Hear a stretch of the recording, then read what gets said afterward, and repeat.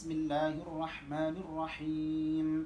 Afaman ya'lamu annama unzila ilaika min rabbikal haqqu kaman huwa a'ma. Innama yatadhakkaru ulul albab. A'udzu billahi minasy syaithanir rajim. Bismillahirrahmanirrahim. Afaman ya'lamu annama unzila ilaika min rabbikal haqqu kaman huwa a'ma. Innama yatadhakkaru ulul albab. الذين يوفون بعهد الله ولا ينقضون الميثاق الذين يوفون بعهد الله ولا ينقضون الميثاق. Oke ya, kalau ada qaf sukun mulutnya maju ya. Misaqo. Misaqo. Tetap kol-kolah, jangan misaqo, jangan ko, misaqo. Dia sama tuh tapi maju. Kayak ikhfa yang kuduna ketika menghadap huruf qaf. Ya, huruf yang mufakhamah kayak qaf, shad, dod, zo ya. Itu mulutnya maju juga. Wala yang kudu jangan yang kudu, enggak yang kudu. Oke. Qaf, zo, shad, dod, po. Oke. Itu huruf-huruf yang apabila baca ikhfa itu mulutnya maju. Oke. Paham ya? Tapi kalau yang lain kayak ta misalkan min tahtiha, ya min tahtiha. Kalau qaf min qabl, min qabl. Kalau ta min biasa. Ya kalau qaf itu. Nah ini wala yang kudunal mitsaq, yang kuduna wala yang kudunal mitsaq. Oke. Coba alladzina yufuna. الذين يوفون بعهد الله ولا ينقضون الميثاق والذين يصلون ما أمر الله به أن يوصل ويخشون ربهم ويخافون سوء الحساب والذين يصلون ما أمر الله به أن يوصل panjang yunya tuh yusol wa أن يوصل ويخشون ربهم ويخافون سوء الحساب والذين صبروا ابتغاء وجه ربهم وأقاموا الصلاة وأنفقوا مما رزقناهم سرا وعلانية ويدرؤون بالحسنة السيئة أولئك لهم عقبى الدار والذين صبروا ابتغاء وجه ربهم وأقاموا الصلاة وأنفقوا مما رزقناهم سرا وعلانية ويدرؤون بالحسنة السيئة أولئك لهم عقبى الدار. Yang ingat ya, daub gitu ya, jangan dar, daub, ya, tafkhim atau tebal. Jadi kalau Allahu Akbar itu orang adzan tuh, kan Allahu Akbar, Allahu Akbar. Karena kalau sukun ya ro disukunkan menjadi tafkhim. Allahu Akbar, gitu. Kan bau, ya Kayak ini nih, uqbad dar, bukan dar. Dar. Jannatu 'adnin yadkhulunaha wa man salaha min abaihim wa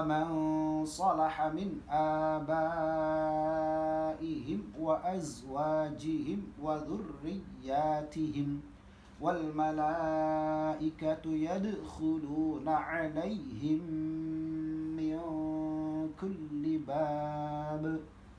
جنات عدن يدخلونها ومن صلح من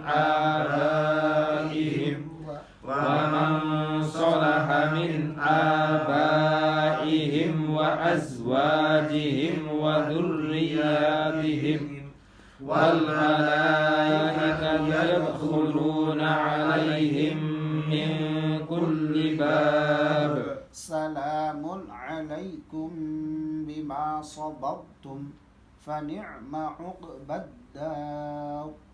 سلام عليكم بما صبرتم فنعم عقبى الدار. والذين ينقضون عهد الله من بعد ميثاقه ويقطعون ما أمر الله به أن يوصل ويفسدون في الأرض. Stop aja. أولئك لهم اللعنة ولهم سوء الدار.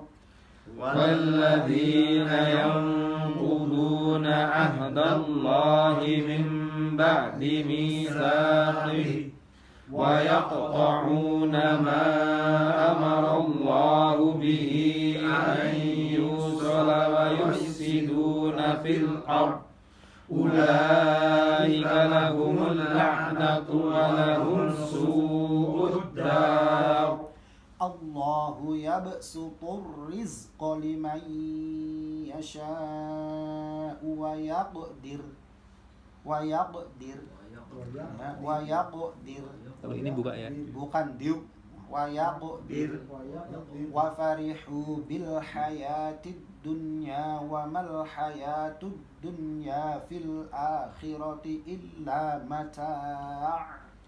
الله يبسط الرزق لمن يشاء ويقدر وفرحوا بالحياة الدنيا وما الحياة الدنيا في الآخرة إلا متاع. ويقول الذين كفروا لولا أنزل عليه آية من ربه. Awas. Unzila. Mulutnya jangan manyun terus. Jangan unzila. Balik. Unzila. Padahal kalau dari belakang mungkin orang nggak lihat kan. Benar. Unzila. Termasuk ketika kita membuka huruf awal baru, huruf kalau dia hurufnya itu furjah ya furjah, kalau itbaq ya itbaq. Contoh misalkan a'udzubillah gitu ya, yang tepatnya a'udzubil, balik dulu. Kadang-kadang kita udah biasa a'udzubillah, a'udzu udah mencu dulu, zu harusnya balik dulu karena zal kan mengepnya za, huruf za kan za. Jadi a'udzubil zu bukan a'udzu. Masuk manyun. Nah, balik dulu. A'udzubil. Itu kalau mau sempurna memang susah. Ya udah dimpaknya dimpaknya kayak gini-gini aja. Kalau lebih sempurna wah ruwet kan. Tapi memang harus meningkat. Ya. Oke. A'udzu billahi kadang-kadang kita tuh biasa gitu ya. A'udzu billahi. Iya.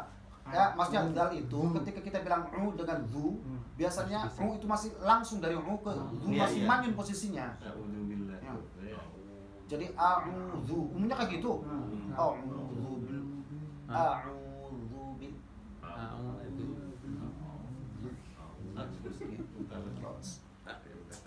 nanti ya dikit-dikit sendiri aja.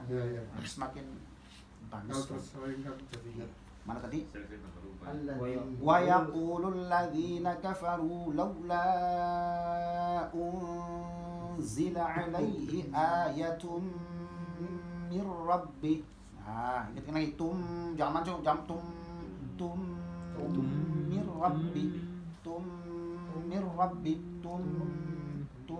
balik, jangan masih manyun, mir rabbi, qul innal, jadi yang namanya bahasa harokat dalam Al-Quran itu semua serba sempurna. Kalau dia itu o a u, mulutnya itu harus u o a i, nggak boleh setengah-setengah.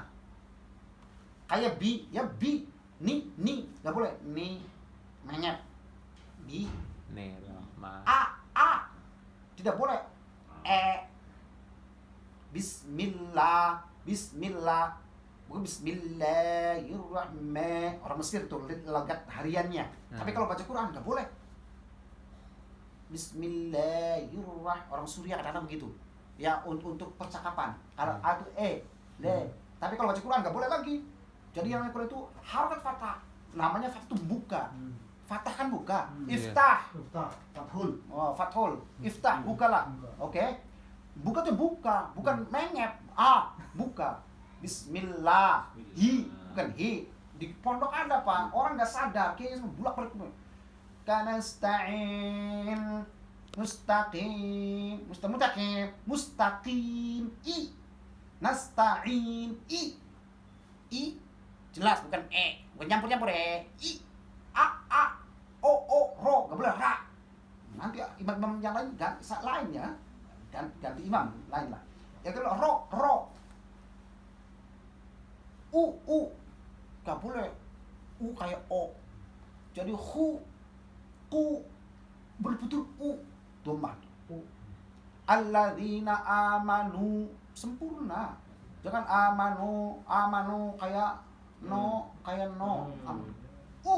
Amanu, Nah, gini tuh Quran tuh. Jadi total a, i, enggak boleh di kau dengan kau. Kau sekarang main di sini kau. Udah di sana nama Qul kau. innallaha yudillu man yasha'u wa yahdi ilaihi man anab. ويقول الذين كفروا لولا أنزل عليه آية من ربه قل إن الله يضل من يشاء ويهدي إليه من أناب الذين آمنوا وتطمئن قلوبهم بذكر الله ألا بذكر الله تطمئن القلوب الذين آمنوا وتطمئن قلوبهم بذكر الله ألا بذكر الله تطمئن القلوب. بسم الله الرحمن الرحيم. والذين يصلون ما أمر الله به أن يوصل ويخشون ربهم ويخافون سوء العذاب. Orang-orang yang selalu menyambung dengan perintah-perintah Allah, menjalankan perintah-perintah Allah gitu kan. Wa yakhshawna rabbahum wa yakhafuna, mereka takut kepada Allah, wa yakhafuna sul hisab, dan sangat takut dengan hari akhir hisab yang buruk ya di akhirat orang-orang ini. Nah, orang-orang yang sabar dalam beribadah, ngaji, sabar, bosan ngaji terus, sholat capek-capek sholat terus, sabar. Walladzina sabaru ibtigha'a wajhi rabbihim, karena Allah aqamus sholat, senantiasa sholat, wa anfaqu mimma razaqnahum sirran wa 'alaniyah, berinfak di jalan Allah, sabar. Rezeki yang Allah berikan kepada kita sirran wa alaniyah. Jadi rezeki itu ada dua, rezeki ma'rifat, ma'nawi, dengan rezeki yang hissi. Kalau hissi itu berupa materi benda. Tapi kalau yang ma'ani atau ma'ani atau ma'nawiyah itu rezeki berupa pengetahuan, berupa ma'rifat, berupa ilmu, berupa kedekatan dengan Tuhan. Itu rezeki itu, Pak. Jadi rezeki itu bukan hanya bentuk yang materi yang nampak, tapi juga ma'rifat, ilmu, dan seterusnya, itu dalam hati. Itu rezeki itu. Jadi kalau misalkan ada orang rajin ibadah, rajin doa, tidak dapat rezeki fisiknya, rezeki materinya, tapi dia berubah jiwanya, menjadi penyabar, menjadi banyak mengetahui ilmu, ma'rifat, dekat dengan Allah. Itu namanya dapat rezeki. Itu berarti Allah memberi rezeki melalui rezeki yang ma'nawi, bukannya hissi, tapi dia diberi oleh Allah. Jadi jangan terbentuk Allah tuh enggak kasih rezeki dalam rezeki itu ada dua. Bisa jadi mungkin rezeki yang materi itu tidak dipenuhi, tapi rezeki batinmu, rezeki hati itu diberikan oleh Allah. Kamu semakin ma'rifat, semakin dekat dengan Allah, semakin yakin, semakin tebal keyakinan pada Allah, semakin dekat dengan Allah. Ya, itu namanya semakin takut kepada Allah. Wa yakhafuna su'al hisab. Semakin merasa kok saya semakin takut ya. Takut kepada Allah, semakin takut akhirat gimana. Semakin akhirnya itu rezeki itu. Yang dulunya kalau saya tidak pernah merasa tanggung jawab dengan diri saya sendiri, dengan perintah Allah, tidak pernah akhirat mikirin, kok sekarang jadi berubah. Itu rezeki namanya, Pak. Rezeki. Hatinya tiba-tiba berubah, gitu. Makin demen akhirat, makin demen ibadah, hatinya tercampak. Itu rezeki, itu dari Allah itu. Subhanallah, rezeki itu. Makanya harus banyak bersyukur. Itu orang yang sudah berubah hatinya dengan lebih baik, itu harus bersyukur. Itu rezeki namanya. Dan selama ini mungkin kita tidak merasa itu sebagai rezeki dari Allah. Baik. Rezeki itu katanya yang nampaknya, yang nampak aja lah, itu rezeki. Ya Allah, baru hati kita sudah berubah baik, itu rezeki namanya. Rezeki dari Allah. Tapi kalau yang sudah banyak gitu ya dicobain dan tapi sabarnya nggak ada, itu gimana? Nah, itu sabar itu sabar kelakuan, sabar hati. Kalau untuk ibadahnya makin naik ya, naik ya, jadi misalnya dari tahajudnya, doanya, ini terus. Jadi Pak, rezeki sabarnya nggak ada. Rezeki yang berupa manawi itu termasuk tadi sabar di hati, itu rezeki itu. Syukur, Terus sabar belum. mahabbah, banyak ya, mahabbah, tawakul, ikhlas loh, itu adalah bagian-bagian batinnya. Itu adalah rezeki maknawi. Nah, orang itu berproses. Itu dari mulai terus sampai nikah. Sabar, syukur itu rezeki juga, tapi ada makomnya. Orang yang diberikan Allah itu nikmat bersyukur, itu Allah cinta sekali. Allah memuji, inna wa kana 'abdan syakura. Dipuji oleh Allah, syukur. Orang yang dicoba Allah, tapi dia sabar, bukan dengan nikmat, tapi dengan musibah, dengan bala, sabar. Itu juga innahu awwab shabiran, dipuji oleh Allah. Jadi ada bertanya, lebih bagus mana, lebih hebat mana antara orang yang pandai bersyukur dengan orang yang sabar. Sabar, syukur, berbeda itu makomnya. Syukur dipuji oleh Allah. Allah katakan, la in syakartum la azidannakum, janji Allah. Syukur tambah. Tapi sabar jelas. Innallaha ma'as sabirin. Allah bersama orang sabar. Kalau syukur saya tambahin. Ada kebersamaan enggak? Enggak ada ya, masih. La in syakartum la azidannakum. Jika kamu pandai bersyukur, saya tambah kalimat itu. Tapi kalau sudah bicara sabar, Quran mengatakan sabar itu bi ghairi hisab. Ya, jadi pahalanya enggak tanpa hitungan. Sabar. Innallaha lama'as sabirin. Allah itu betul-betul bersama orang sabar. Berarti makomnya lebih tinggi. Sabar. Nah, sabar itu ada 3, Pak. Mana lagi sabar, ada 3 baginya. Sabar ketika dia mendapatkan terhadap perintah-perintah Allah. Artinya semua ibadah itu ditaati dengan sabar. Sabar larangan-larangan Allah, meninggalkan larangan Allah. Itu sabar 2 tuh. Yang ketiga adalah sabar musibah yang tidak enak, ya. Itu sabar. Sabar ketiga, sabar menjalankan perintah Allah, sabar meninggalkan larangan Allah, dan sabar ketika musibah. Itu mana yang tertinggi? Tertinggi sabar tidak ini. Ini ada hadisnya mengatakan as-sabru fi salmatil ula, ketika ditimpa mati anak itu kan, so, hebat lagi sabar musibah juga hebat tuh, tinggi banget. Ada lagi lebih tinggi dari itu sebenarnya. Itu sabar ketika dia menjalankan perintah-perintah Allah itu yang tertinggi. Kalau larangan-larangan Allah juga sabar, itu juga sama. Jadi dua ini, kalau ini masih merendah ini, yang musibah nih, kalah dengan yang luar. Tapi sabar itu ada 3 macam tadi ya. Sabar perintah Allah, sabar dalam meninggalkan larangan Allah. Iya, sabar dalam menghadapi musibah. Musibah walaupun tingkatannya rendah, tapi Allah mengatakan, "Wa idza asabatkum musibatun qalu inna lillahi wa inna ilaihi raji'un, ulaika 'alaihim shalawatu min rabbihim wa rahmah wa ulaika humul muhtadun." Itu hanya sabar yang ditimpa masalah dunia itu, Bang. Tapi sudah dipuji oleh Allah begitu rupa. Ulaika 'alaihim shalawatu min rabbihim. Mereka mendapatkan salawat dari Allah, rahmat, ampunan dari Allah, min rabbihim wa rahmah, terus wa ulaika humul muhtadun, dan mereka adalah orang-orang yang mendapatkan hidayah. Orang yang sama muslim saja itu menjadi jalan rahmat dan Allah, ampunan Allah dan hidayah dari Allah. Lebih-lebih yang kedua ini. Banyak sekali ayat yang mengatakan memuji ini. Allah memuji Nabi Ayub, Allah memuji Nabi Sulaiman, macam-macam. Kanjeng Muhammad, afaqlam dan syakuro, sobiron, awab, macam-macam lah. Jadi tingkatannya memang lebih tinggi. Ada orang yang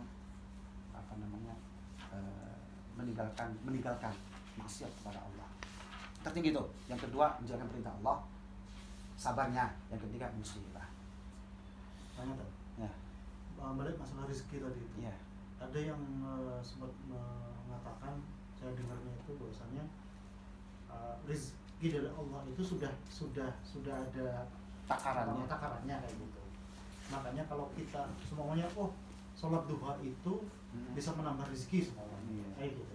Tapi ada juga yang mengatakan bahwasanya apabila kamu melakukan perbuatan-perbuatan sunnah itu, kamu jangan mengharapkan bahwasanya hanya itu yang akan dikasihkan sama Allah. Karena kalau itu yang cuma diharapkan, berarti Allah hanya mengasihkan itu aja. Mentok di situ aja. Betul. Jadi tidak ada tambahan yang lain-lainnya. Bunga-bunganya nggak dapat. Betul. Itu betul sekali. Betul. Kayak contoh nih, orang hijrah dari Makkah ke Madinah. Hijrah semua tuh orang. Hadisnya jelas padahal. Faman kana hijratuhu lillahi wa rasulih, fakan hijratuhu lillahi wa rasulih. Terus faman kana hijratuhu lil mar'ah liyankihaha. Begitu kan? Orang hijrah sama-sama, bentuknya sama. Dari hijrah dari Makkah ke Madinah muhajirin itu. Tapi hadis Nabi membatasi.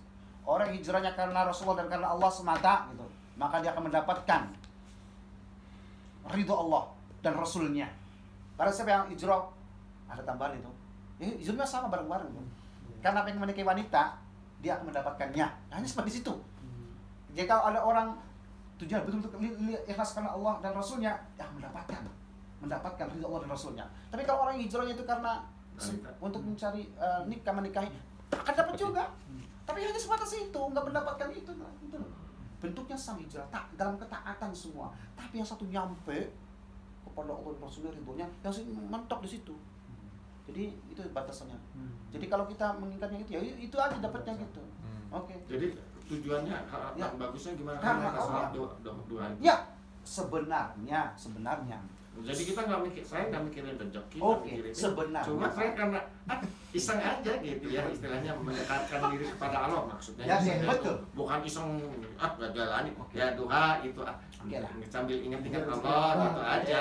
Gini Pak, manusia itu punya makomat, punya kedudukan yang berbeda-beda, tingkatannya berbeda-beda, imannya berbeda-beda. Makanya di surga itu berbeda-beda juga, kenikmatan didapat berbeda, tafawut sama dengan tingkatan iman kita berbeda-beda, gitu. Kalau orang tertinggi itu sudah jelas yang namanya ikhlas itu ikhlas, duhanya dia, gitu, tahajudnya dia, total itu karena sebagai bentuk penghambaan kepada Allah. Dan gimana tuh untuk mendapatkan kayak gitu? Nah itu tadi mulai proses riyadhah, pelatihan, riyalah jiwa. Gak mungkin fisik itu. Orang yang menemukan keagungan Allah, keyakinan kepada Allah, itu tidak bisa ditempuh hanya dengan syariat saja. Harus dengan tafakkur, harus dengan perenungan, harus dengan kontemplasi, tahannuts, uzlah jiwa, bukannya fisik, jiwa yang uzlah. Uzlah itu menyepi dari keramaian dari dunia. Artinya, bolehlah kita bergaul bersama-sama. Uzlah itu bukan berarti kita harus ke hutan, dalam gua sendiri menyepi agar kita khusyuk, bukan. Uzlah itu yang dimaksud dengan uzlah jiwa. Jadi menyepikan, menghilangkan sekat-sekat duniawi. Sepi, hanya untuk zikrullah. Misalkan kita Allah. Berpikir, merenung, tafakur. Nanti kamu akan menemukan kebesaran Allah luar biasa. Jadi kalau hanya syariat, sholat anu tertentu itu enggak menabrak iman, enggak tidak menemukan susah. Imam Ghazali itu harus dengan tafakur, hanya dengan tafakur, hanya dengan merenung tentang akhirat, tentang kebesaran Allah, tentang Allah, kamu akan temukan kebesaran Allah, keyakinan yang luar biasa. Jadi kalau sudah begitu, kita ini akan merasa kecil, kita akan merasa kerdil. Ngapain kita ngandalin duha kita hanya untuk terhadap rezeki, gitu? Ngapain kita capek-capek hanya dapat rezeki? Kok cuma itu harapan kita? Gitu. Kita tidak menginginkan mahabbah Allah, kita tidak menginginkan cinta Allah kepada kita, kesayangan Allah kepada kita, curahan rahmat Allah kepada kita. Kita hanya sekedar itu ibadah kita. Memang rendah sekali. Dan manusia itu kan berbeda tingkatan makam tadi. Jadi kalau ada orang Imam Ghazali itu sampai boleh orang yang sedekah berharap dari rezeki dari Allah, rezeki dari Allah gitu kan. Boleh orang itu puasa. Kata Nabi kan, as-sawmu junnatun atau hasinun lahu minan nar. Puasa itu rawu Ahmad, hadis Ahmad ini. Puasa itu adalah benteng yang akan bentengi orang yang puasa tersebut dari neraka. Oh, puasa supaya saya dapat benteng. Oh, perisai. Tujuannya kan ke situ tuh. Supaya itu. Imam Ghazali mengatakan kalau ada orang puasa pengen mendapatkan perisai dari Allah, kan ada gitu tuh. Yang perisai dari Allah sah diterima. Uang yang membuat perisai juga Allah, gitu loh. Jadi orang yang masih ada karena selain daripada karena ridha Allah, itu pasti diterima oleh Allah. Asal tadi ya karena ini milik Allah hak. Rezeki Allah berdoa supaya dapat rezeki dari Allah, sedekah supaya kucur rezekinya dari Allah, gitu kan? Sah begitu, boleh gitu tuh. Itu makamnya kan beda-beda, saya akan makamnya berbeda. Boleh dan sah. Walaupun yang tertinggi adalah total, tidak berharap semua hal-hal tersebut. Wa ma umiru illa liya'budullaha mukhlisin. Wa ma umiru, mereka tidak diperintah illa liya'budullah, untuk beribadah kepada Allah itu kecuali mukhlisin, yang ikhlas, manis total. Bahwa saya ibadah ini betul-betul karenamu ya Allah, ini perintah engkau. Jadi saya itu perintah aja. Kalau saya itu duha itu ikut kanjeng Nabi karena saya diperintah oleh engkau untuk mengikuti kanjeng Nabi. Qul in kuntum tuhibbunallaha fattabi'uni. Katakan Muhammad, jika engkau mencintai Allah, katakan kepada umat ini, kalau kamu mencintai Allah, maka ikutlah aku. Kata Nabi, karena kan begitu, aneh-aneh gitu. Kita duha itu karena mengikuti Rasulullah. Berarti betul-betul karena memang semua perintah Allah kan. Kita duha karena Allah, karena kalau kita puasa sunnah karena mengikuti kanjeng Nabi, diperintah kanjeng Nabi kan, gini-gini. Jadi bukan karena benteng, perisai, rizki, bukan. Itu makom kesana lagi. Jadi seandainya para wali itu kenapa tidak pernah mengeluh soal rezeki penghidupan? Karena mereka bukan itu tujuannya kan. Bukan itu tujuannya. Jadi mereka itu nikmat itu ketika berzikir, mereka beribadah merasa nikmat. Dan itu yang dicari oleh mereka, merasa takut dekat dengan Allah. Jadi bukan karena yang lain. Nah, tapi kalau ditanya tadi surat duha, baca waqi'ah supaya rezekinya nyumber, supaya sah, boleh. Ya, boleh.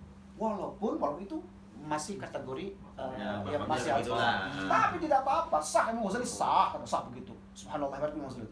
Ya karena memang apa? Semua itu bersumber dari hadis-hadis Nabi, Quran kan? Sama dari hadis Nabi. Allahumma inna nas'aluka ridhaka wal jannah. Kanjeng Nabi ngajarin kayak gitu kok. Saya minta surga.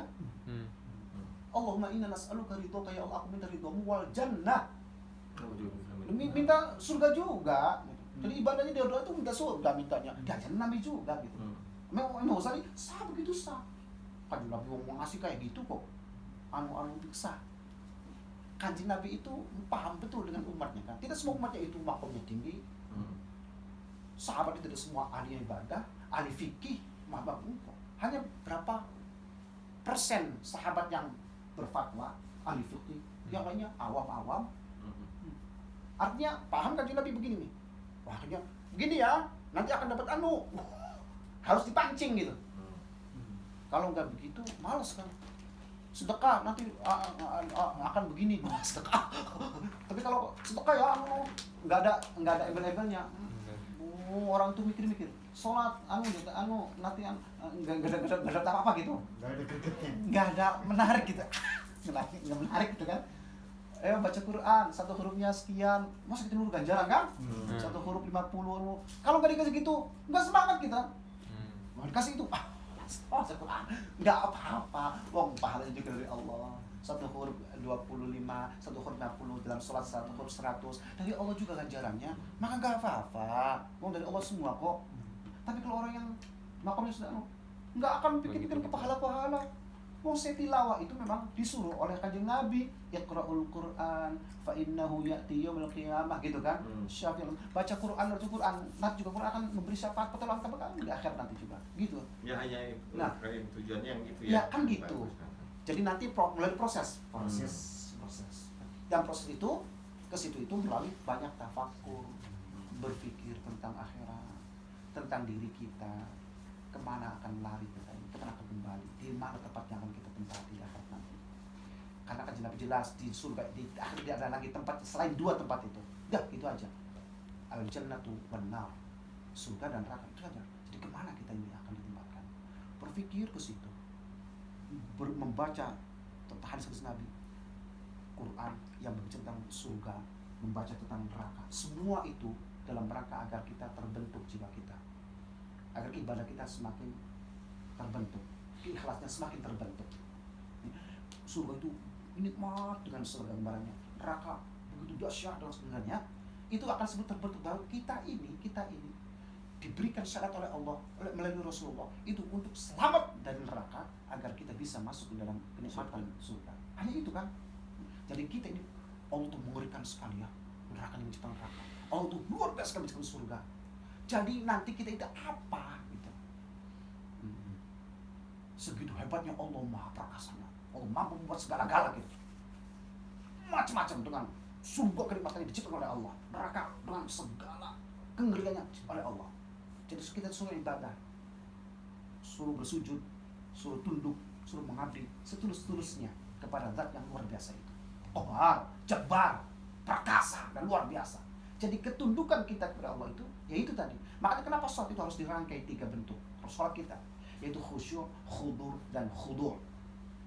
Itu dalam rangka apa? Menghilangkan sekat-sekat yang duniawi itu. Sholat duha untuk rezeki misalkan, hilang nanti itu. Kalau kita sudah membentuk dalam sholat 3 hal, itu sulitnya kita.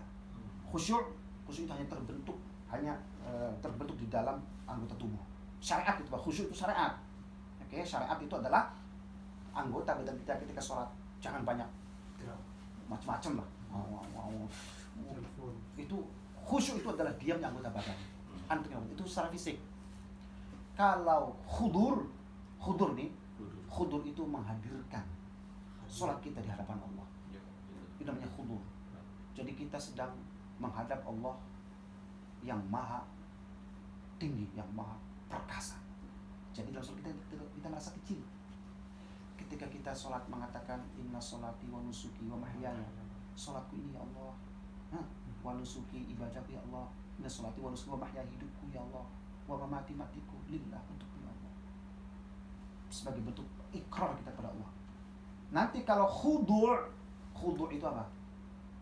Ketundukan hati, kerendahan hati, bukan fisik. Kalau kita sujud kepala kita ke bawah, merendahkan kepala sampai ke bawah, itu adalah fisik. Yang seharusnya dalam sholat itu adalah yang ditundukkan, yang direndahkan serendah-rendahnya dalam hati kita. Bukan fisik ini saja, nggak akan berubah.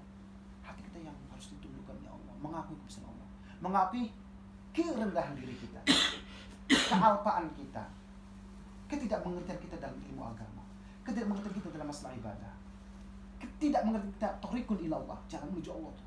Kita belum paham betul. Itu yang kita sadari. Sehingga kita kemudian dalam sholat kita bukan hanya fisik yang merendahkan di hadapan Allah, tetapi juga jiwa dan hati kita direndahkan di hadapan Allah, mengakui bahwa kita rendah. Makanya kenapa dalam sholat itu Allahu Akbar, Allahu Akbar, Allahu Akbar, Allah Maha Besar, Allah, supaya kita kecil di hadapan Allah, supaya kita nggak sombong lagi. Kan begitu didikan sholat itu. Allahu Akbar, Allah Maha Besar, semua Allah dibesarkan, diagung, disucikan. Jadi kita yang merasa kerdil, kita yang merasa kecil, kita yang merasa hina dalam sholat itu. Sehingga sholat kita ketika sholat itu tentu dengan penghayatan, dibaca artinya dengan hayati gitu. Kita ini bacaannya aja kadang-kadang kita kan nggak ngerti ke bacaannya yang surat-surat aja takut salah takut ini malah di situ. Kata Nabi, Gimana tuh? kata Nabi pertama hadisnya afdhalul ibadati ummati qiraatul Quran, satu ya. Walaupun hanya sekedar membaca termasuk ibadah yang terbaik. Afdhalul ibadati ummati qiraatul Quran. Paling utama ibadah umatku adalah membaca Al-Quran. Nah, satu. Ada lagi selain ini. Di antara terbaik umatku yang dalam membaca Al-Quran. Kamu lihat idza ra'aitahum yakhshawunallah. Ketika kamu melihat, ketika dia membaca, mereka penuh kekhusyukan, takut kepada Allah. Berarti orang yang memahami gitu. Antara orang membaca Al-Quran yang terbaik adalah dia yang memahami makna dan merenung yakhshawunallah, merasa takut kepada Allah. Ya. Orang yang bisa memahami itu ya bukan hanya secara makna, balaghonnya Al-Quran, i'jaznya Al-Quran, kalimatnya Al-Quran, syairnya Al-Quran, susunan Al-Quran. Ya, berarti orang-orang alim, ulama-ulama itu yang paling mengerti kan? Maka pantas mereka itu kalau baca Quran, ya itulah Umar bin Khattab sampai menggigil. Sahabat banyak yang pingsan baca Quran. Imam Syafi'i baca Quran banyak yang pingsan. Imam Syafi'i itu mendengarkan bacaan Quran karena suara beliau dari jiwa ketika membaca. Orang yang bacanya pada lumpuh Pak, pada menghayati bacaan yang diucapkan bukan hanya dari lisan yang keluar, tapi dari hati sehingga pengaruhnya orang pada pingsan mendengar itu. Umar bin Khattab dari Isya sampai subuh bolak-balik ayat takut kepada Allah. Waktu ayat itu sampai nanti di akhirat tidak ada satupun orang yang berbiasa dari Allah. Semua orang akan dihadapkan dari Allah dan satupun yang terselip, yang hilang, amal apapun semua akan terbuka dari Allah. Umar ketakutan dengan ayat itu. Dia sholat sendirian, ngulang ayat itu sampai pagi. Jumur berlian air terus, merasa takut kepada Allah. Ya Allah, ya Allah, dihisab di akhirat. Itu Umar bin Khattab, kelasnya Umar bin Khattab. Nah kelas kita, Umar bin Khattab itu takut banget. Beramalnya luar biasa. Kayak gitu. Jadi orang-orang yang baca Quran seperti itulah yang punya lagi.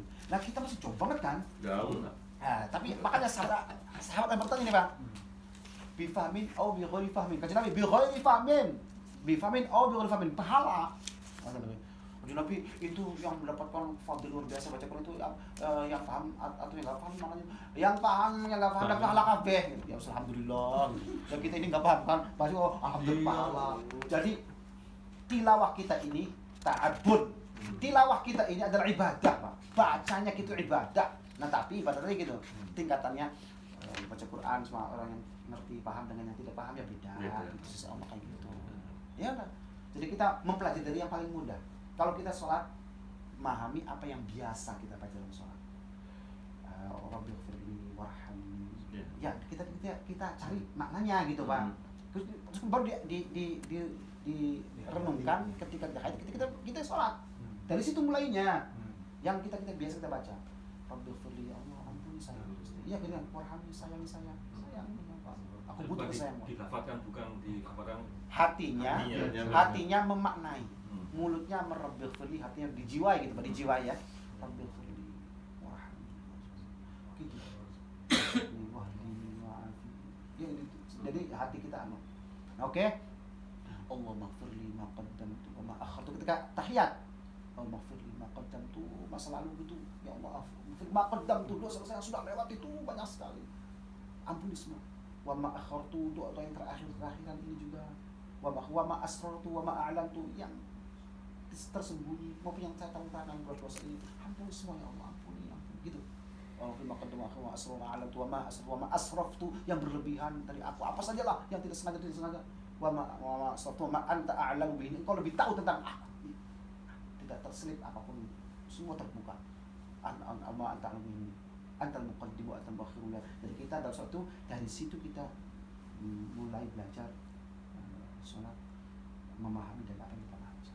Kalau selama ini yang tidak kita ya gimana mau menghayati apa kita kalau kita nggak tahu maknanya kan? Ya udah paling tidak dari belakang, dari cara baca yang benar, Fatihah yang benar, baca surat yang benar gitu kan, bacaan dikit-dikit yang benar semua. Kemudian baru meningkat mempelajari makna-maknanya gitu. Setelah udah belajar diterapkan gitu sedikit lah gitu kan. saya juga susah sekali dalam satu untuk semua bisa, tapi bisa susah. Tapi begitulah, harus jangan stuck gitu, stuck benar. Mentang-mentang kita udah begini makom saya, ya udah begini aja. Ya selamanya kita kan nggak akan meningkat. Ya nggak tahu kita juga setelah di sini makanya. Artinya kalau kita stuck begitu, nggak ada keinginan untuk berubah, kapan kita mau berubah? Lebih Ya, baik harus berubah. harus, makanya dicoba pelan-pelan. Dari mana yang kita bisa? Oh, dari baca Qurannya harus benar dulu dari situ, terus belajar artinya baru diterapkan terus gitu. Belajar di situ.